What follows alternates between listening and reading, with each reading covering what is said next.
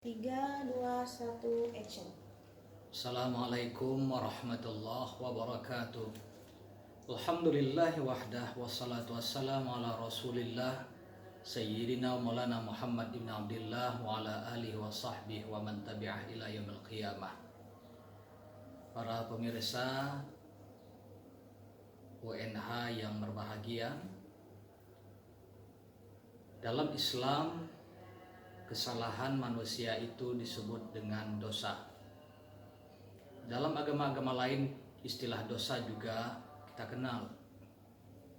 Rasulullah SAW mendefinisikan dosa itu sebagai maha kafi nafsik wa karita ayyatali alaihin nas, sesuatu yang menyesakkan dadamu, merisaukan jiwamu, dan engkau tidak ingin orang lain tahu.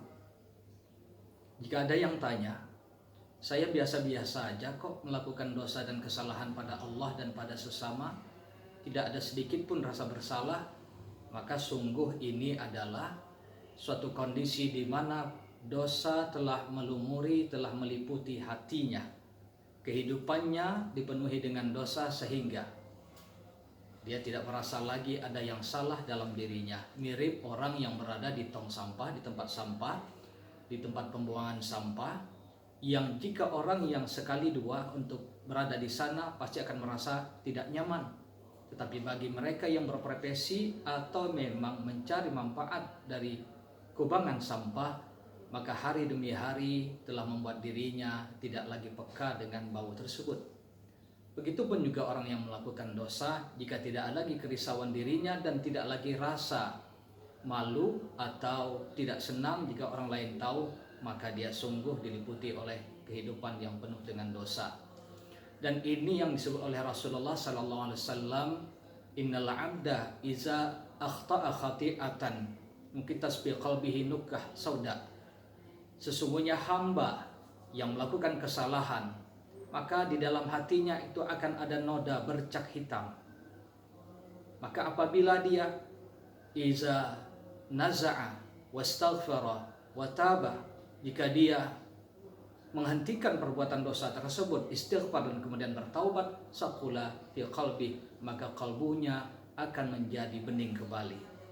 Tapi kebalikannya, wa in ada zida fiha, jika dia mengulangi dosa kesalahan yang sama, maka akan bertambahlah noda hitam tersebut. Sampai-sampai hatta yu'ala qalbuhu ta'lu qalbuhu wa huwa ran, hatinya nanti akan tertutupi oleh dosa-dosa itu sehingga itu akan membutakan dirinya dari hidayah Allah dengan sebab apa yang mereka lakukan terkait dosa tadi. Saudara-saudara yang Allah muliakan, maka sungguh dosa ini jika kita biarkan, dia akan meliputi, menutupi sanubari kita yang bersih, sehingga kita sulit membedakan mana panggilan-panggilan kebaikan dan mana keburukan, karena keburukan telah menutupi hidayah kebaikan pada diri kita. Dalam Islam ada dosa besar, ada dosa kecil. Bicara dosa yang kecil itu uniknya, kita tidak atau paling tidak sulit untuk menemukan rincian mana-mana yang disebut dengan dosa kecil. Ini mungkin ada dua hal yang melatar belakangnya. Pertama adalah bahwa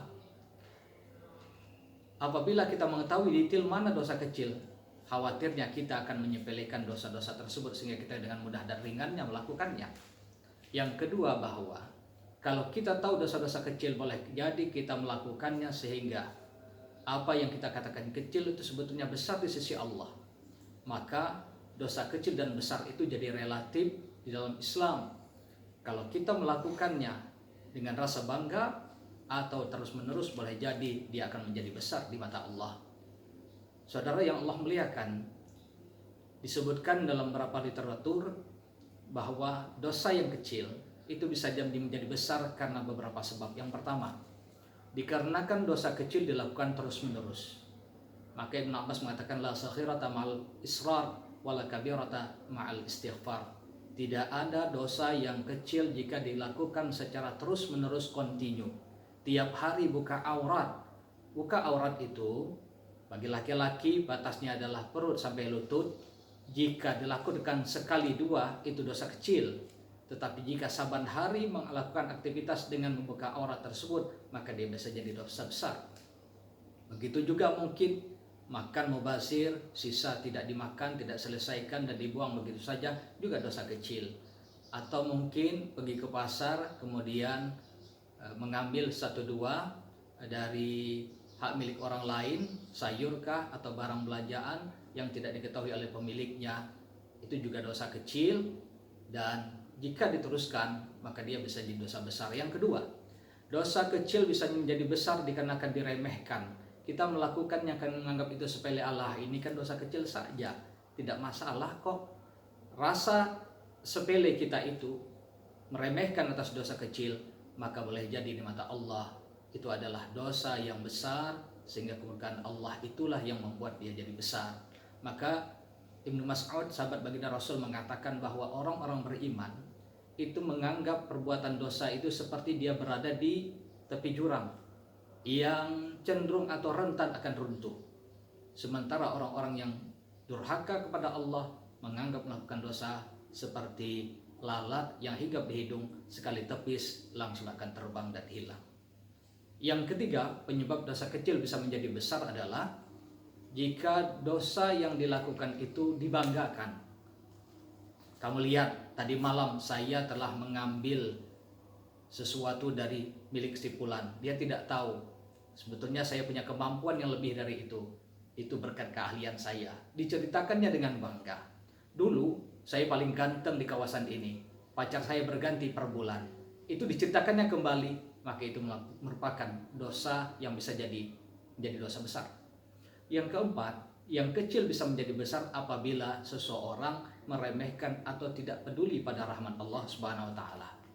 Jadi kita sebetulnya diinginkan oleh Allah menjadi orang-orang yang suci, tetapi ada mungkin kita yang tidak peduli dengan isyarat-isyarat teguran Allah dan kita merasa aman-aman saja. Kita hidup dalam maksiat tetapi rezeki kita lancar, apa yang kita inginkan tercapai, apa yang kita citakan di dunia nampaknya kita peroleh semua.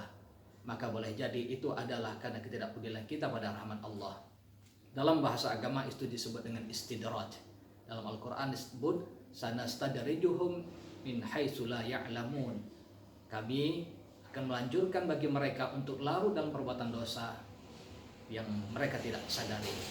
Jadi jika engkau melihat seorang hamba, Allah memberikan pada seorang hamba apa yang dia inginkan tentang dunia, terkait hal dunia, sementara dia kontinu dalam berbuat dosa, kata Rasulullah SAW, maka yang demikian itu minhu istidrat, bagian dari istidrat Allah Subhanahu wa taala. Istidrat itu seperti lanjuran. Jika kita mancing kemudian umpan kita digigit oleh ikan, kita biarin ikan pergi kemana-mana, tapi pada saatnya kita akan tarik dan tidak akan bisa lepas. Dan yang kelima, sesuatu yang kecil, dosa kecil itu bisa menjadi besar apabila kita tunjukkan, kita umumkan, kita gemborkan, kita publikasikan. Ini disebut dalam hadis Nabi al-muhajir, ya. Karena likulli ummati inna likulli ummati mu'afatan. Sesungguhnya setiap hambaku, umatku, kata Nabi Muhammad SAW, mu'afatan, dapat ampunan insyaallah. Illal mujahirin, kecuali orang yang mempublikasikan dosa-dosanya. Ringan saja dia menunjukkan di muka umum, mempertontonkannya di muka umum, dosa kecil bisa menjadi besar. Yang terakhir, yang kecil bisa menjadi besar adalah ketika dosa itu dilakukan oleh public figure. Orang yang seharusnya menjadi contoh, tetapi dia melakukan meskipun dosa kecil, itu menjadi dosa besar karena diikuti oleh orang-orang lain, orang-orang yang menghormatinya. Contoh, ada pejabat, ada tokoh besar, begitu ada acara dia cipika-cipiki. Cipika-cipiki dengan niat cuma sekedar untuk berbasa-basi, itu dosa kecil. Tapi karena dilakukan oleh tokoh besar, public figure, ustadz, ulama, maka diikuti, jadikan contoh dan jadikan dasar dalil yang lain, maka dia menjadi dosa besar.